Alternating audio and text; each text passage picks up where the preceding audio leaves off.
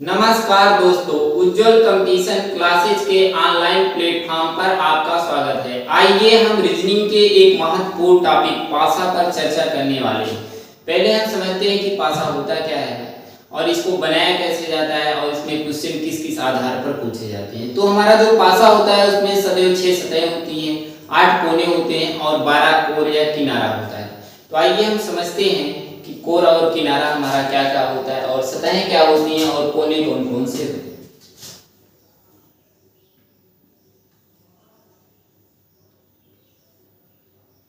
तो हमारी जो सतह होती है वह 6 सतहें होती हैं, जिनमें से आपको प्रत्यक्ष रूप से 3 दिखाई देता है, 3 दिखाई नहीं देता है। और कोने की बात किया जाएगा जो हमें पूर्ण रूप से दिखाई देता है वह 7 ही कोने दिखाई देते हैं और एक कोना दिखाई नहीं देता है। और जो हमारा किनारा होता है उसमें से 9 किनारा आपको दिखाई देता है और 3 किनारा हमें दिखाई नहीं देता है। तो जो हमारी सतह होती है वह कौन कौन सी होती हैं, पहले उसको जान लेते हैं। तो पहला हमारा जो होगा वह सामने की सतह होगी। दूसरे की बात किया जाएगा तब हम बताएंगे कि पीछे की सतह, और तीसरे की बात किया जाएगा तब हम बताएंगे कि बाएं की सतह, और चौथे की बात किया जाएगा तब हम बताएंगे कि दाएं की सतह, और पांचवे की बात किया जाएगा तब हम बताएंगे ऊपर की सतह, और छठवें की बात किया जाएगा तब हम बताएंगे कि नीचे की सतह।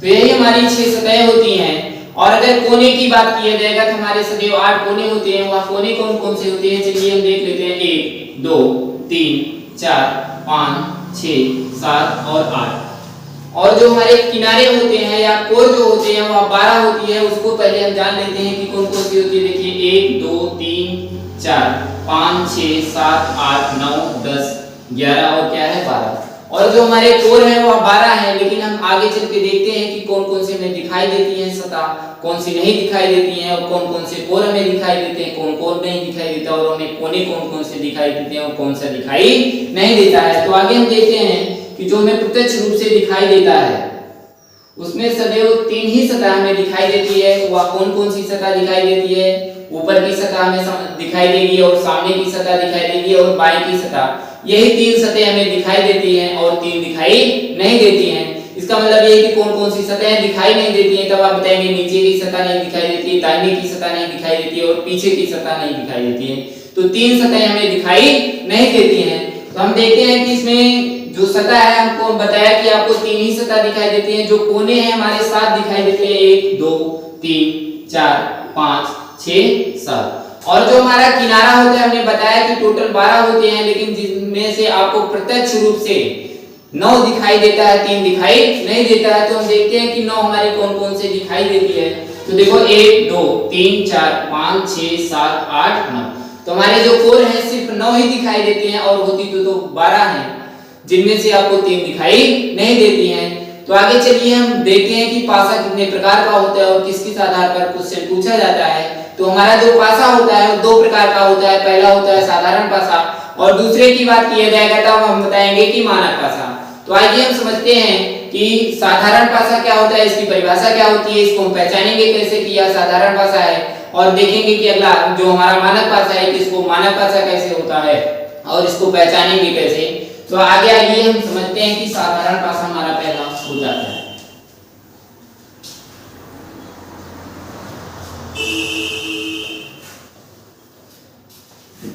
तो साधारण पासा की बात किया जाएगा तो ये देखो नाम से ही स्पष्ट हो रहा है कि यह साधारण पासा होगा कैसे। तो साधारण पासा का मतलब यह है कि साथ साथ किसी भी बदल सतहों का योग जब साथ होगा तब हम बताएंगे कि साधारण पासा है। तो चलिए देखिए हम एक चित्र के माध्यम से इसको परिभाषा भी बना लेंगे और इसी को जानेंगे कैसे कि यह हमारा साधारण पासा है कि मानक पासा है। तो जैसे हम इसमें लिखे 1 2 और 5, तो हमने क्या बताया कि किन्हीं भी 2 बदल सतहों का योग जब 7 होगा तो वह क्या होगा, साधारण पासा। तो देखो इसमें 5 और 2 का योग करने पर 7 हो रहा है कि नहीं, तब हम क्या बताएंगे यह क्या है, साधारण पासा। और मानक पासा की परिभाषा की बात किया जाएगा तो आइए हम देखते हैं कि मानक पासा की परिभाषा क्या होती है।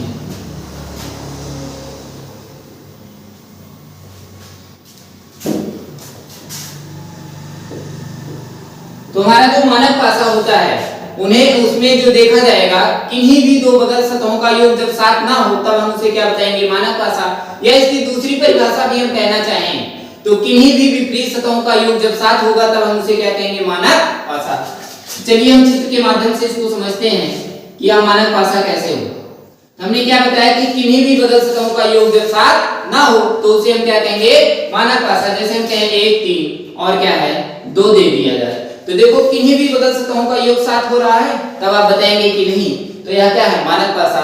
और इसकी दूसरी परिभाषा हम क्या बता सकते हैं कि किन्हीं भी अंकों के विपरीत सतहों का योग जब 7 होगा तब हम उसे क्या बताएंगे मानक पासा। तो आगे आइए हम समझते हैं कि सवाल इसमें कैसे पूछी जाती है, सवाल को लगाएंगे कैसे। तो जैसे आपको चित्र बना के दे दिया जाता है और आपसे पूछा जाता है कि इसमें मानक पासा है कि साधारण पासा, तो आइए हम देखते हैं आगे।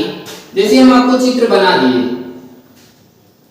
और आपको इसमें अंक कुछ दे दिए गए वो 2 3 और आपसे पूछा गया यह मानक पासा है कि साधारण पासा, और इसी के बगल में एक दूसरा चित्र हम बना दे रहे हैं और आपको 2 चित्र बनाया गया और इसमें पूछा जा रहा है कि कौन इसमें मानक पासा कौन सा है, साधारण पासा क्या है। तो हमने आपको परिभाषा बताया कि किन्हीं भी दो बगल सतहों का योग जब 7 होगा तो क्या होगा साधारण पासा। अगर किन्हीं भी दो बगल सतहों का योग 7 नहीं होगा तब हम क्या बताएंगे मानक पासा। तो हम पहला देख लें किन्हीं भी बगल सतहों का योग 7 नहीं हो रहा है तब हम क्या बताएंगे यह मानक पासा है। और दूसरे की बात किया जाएगा तो हमने बताया कि किन्हीं भी बगल सतहों का योग जब 7 होगा क्या होगा साधारण पासा। देखो 3 और 4 का अगर योग कर रहे हैं तो वह हमारा 7 हो रहा है तब हम क्या बताएंगे यह क्या है हमारा साधारण। तो हमारा जो पासा होता है उसमें सदैव 6 सतह का प्रयोग किया जाता है और 6 सतह होती भी है।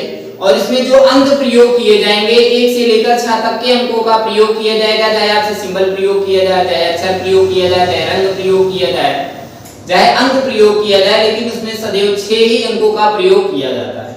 तो हमें उम्मीद है कि ये साधारण पासा और मानक पासा दोनों आपको परिभाषा अच्छे से समझ में आई होगी और आपको ये भी समझ में आया होगा कि इसको हम पहचानेंगे कि कैसे यह साधारण पासा है कि मानक पासा। तो चलिए हम सवाल पे आइए, हम सवाल को देखते हैं। तो जैसे आपको चित्र बना दिएगा चित्र नंबर 1 और चित्र नंबर 2, तो इसमें जैसे हम नामकरण कर देंगे 1 2 3 4 5 और क्या है 1। आपसे पूछ लिया जाए कि 1 के विपरीत सतह पर कौन सा अंक होगा, 2 के विपरीत सतह पर कौन सा अंक होगा, 4 के विपरीत सतह पर अंक कौन सा होगा। तो आइए हम सवाल को समझते हैं। तो जो हमारा चित्र चाहे आपको 1 दिया जाए, 2 दिया जाए, 3 दिया जाए, 4 दे दिया जाए, कितना भी दे दिया जाए, तो आप क्या करेंगे 2 ही चित्र को आपको लेना है। इसमें से आपको यही देखना है कि एक अंक हमारा समान मिलना चाहिए बस। तो इस दोनों में देखा जाएगा कौन सा अंक समान मिल रहा है तब आप बताएंगे 1। जहां से मिलेगा वहीं से हम क्या करेंगे घड़ी की दिशा में घूम जाएंगे, तब आप क्या बताएंगे 1 2 3। और यहां से हम घूमेंगे क्या बताएंगे 1 4 5, तब हम क्या लिखेंगे 1 2 3 और 1 4 5। और हमने बताया है कि जो पासा है चाहे घन हो या घना हो उसमें सदैव 6 तक ही अंकों का प्रयोग किया जाता है। तो आप देखेंगे यहाँ तक भर में कौन सा अंक नहीं मिल रहा है तब आप बताएंगे कि इसमें क्या है 6 नहीं मिल रहा है, तब वह जो समान अंक होगा उसी के विपरीत वह अंक हो जाएगा। तब आपसे पूछा जाए कि विपरीत कौन सा अंक होगा तब आप क्या बताएंगे 6। 2 के विपरीत पूछा जाएगा तब आप क्या बताएंगे 4 और 3 के विपरीत पूछा जाएगा तब आप क्या बताएंगे 5। या आपसे पूछा जाए कि 5 के विपरीत सतह पर कौन सा अंक होगा तब आप क्या बताएंगे 3। और पूछा जाए आपसे 4 के विपरीत सतह पर कौन सा अंक होगा तब आप क्या बताएंगे 2। और पूछा जाए आपसे 6 के विपरीत सतह पर कौन सा अंक होगा तब आप क्या बताएंगे 1। तो चलिए हम अगली सवाल को देखते हैं।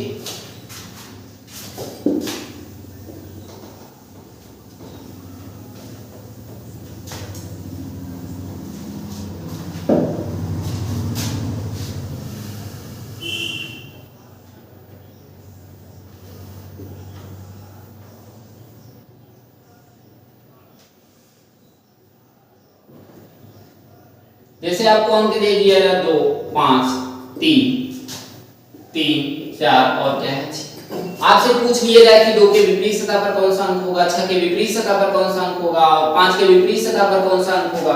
तब हमने आपको बताया कि दोनों 2 चित्र ही आपको लेना है जिसमें से आपको देखना है कि एक ही अंक हमारा समान होना चाहिए।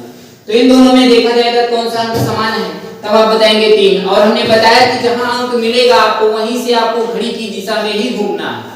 तब आप बताएंगे 3 2 5। और इसकी बात किया जाएगा तब आप क्या बताएंगे 3 4 6।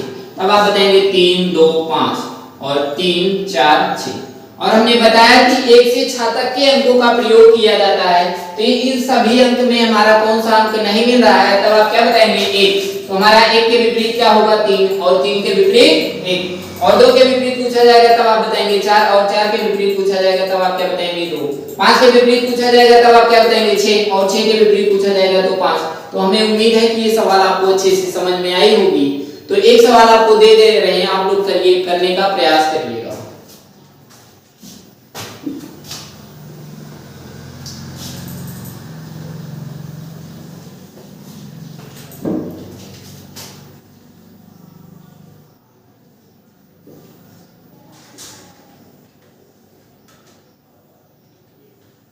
तो देखिए हम आपको एक क्वेश्चन दे रहे हैं, आप करने का प्रयास करिए। 2 3 4 4 5 6, और आपसे पूछा जाए कि 6 के विपरीत सतह पर कौन सा अंक होगा, 4 के विपरीत सतह पर कौन सा अंक होगा, और 2 के विपरीत सतह पर कौन सा अंक होगा। ये सवाल आप लोग लगा के उत्तर देने का प्रयास करिएगा।